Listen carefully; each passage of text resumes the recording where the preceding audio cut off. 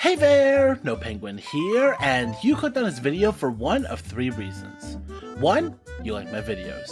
2. You're looking for a new Runick build that isn't the furry deck. And 3.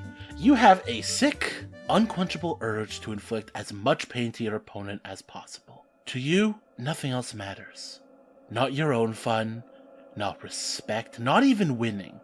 No, all you want is to do whatever you can to make sure your opponent has as little fun as possible. Well, if you're here for reason 3, you're in luck. Welcome to Runick Empty Jar. And here is the list. Yes, this deck is evil. Absolutely unadulterated evil. And you know what? I'm not sorry. Because as I said before, this is Runick Empty Jar. We are taking the power of Empty Jar, one of Yu-Gi-Oh's most notorious mill decks, and pairing it with Runick's, which on announcement, people were convinced was a mill-based strategy. And it's clear that Konami really did make the deck with that in mind. However, what Konami and the game at large really missed to realize is the deck boils down to just having a bunch of instant fusions with secondary effects that can act as interaction during your opponent's turn. But I say none of that. None of that competent game plan, no. I am here to bring it back to its roots, back to what Konami had seen for it. We are going to be playing the mill strategy as well as we can. With the Empty Jar and the Runick both playing towards the same goal, I expect both strategies to work flawlessly together to be able to mill the opponent out as fast as possible.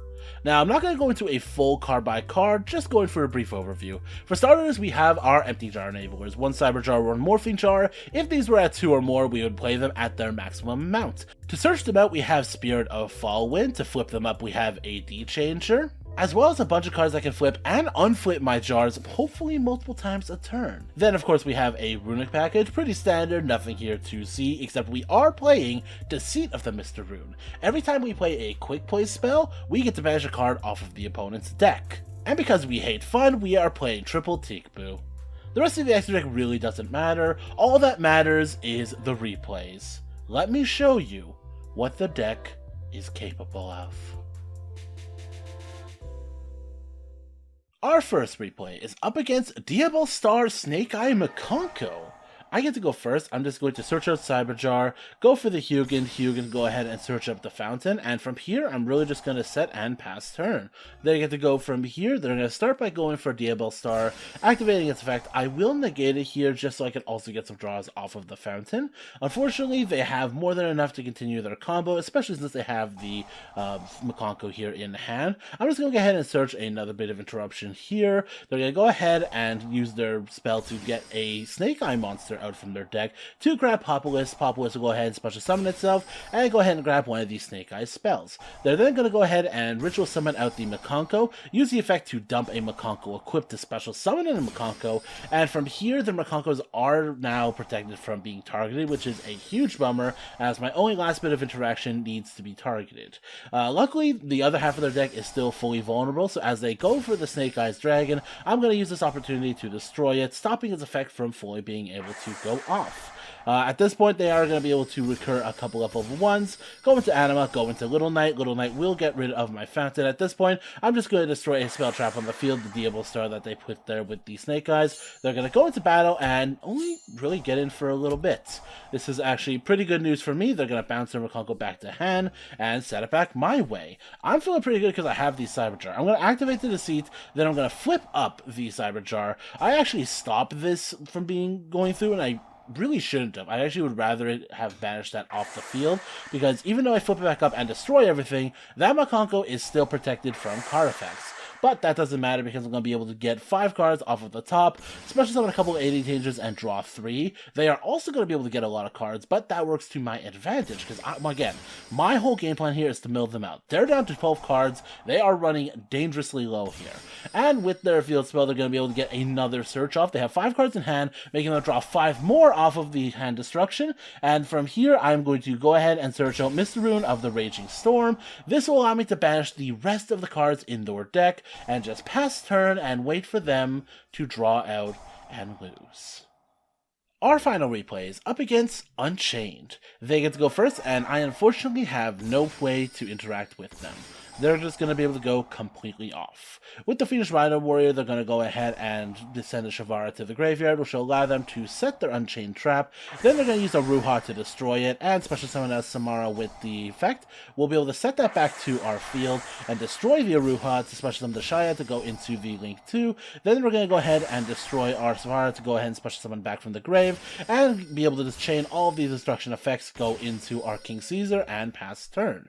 It's not looking great for me, but a Book-a-Moon to stop the Caesar from doing anything is a good start. They're just going to destroy the Caesar to get a couple of effects here chained in the graveyard, and another card set to their field. Now, I know they have a pop active, 2 of them actually, so I can't even just get rid of the one. I'm going to go for the Hugin here just so I can go ahead and search up my fountain. They're going to droll here. I will chain this just so I can get one final search off, but when I go ahead and do the spring, they are going to do the effect to destroy it, which is super unfortunate because they're still going to be able to add the tour guide to their hand at the end phase, and Abominable is going to go ahead and grab their Link 3 back from the grave. Things are not looking good for me here. I am going to destroy this with my spell Strap Destruction just so I can get as little advantage into their grip as possible.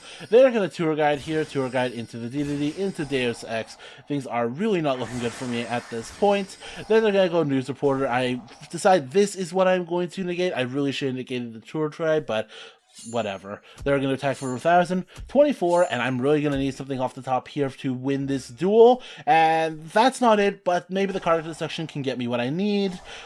That lets me get a Runick from the extra deck, but really, the game is over. There's really nothing more to say. They're going to play their turn. I'm going to cope like there's something I can do to stop this, and the moment they go for Machina X, I just concede.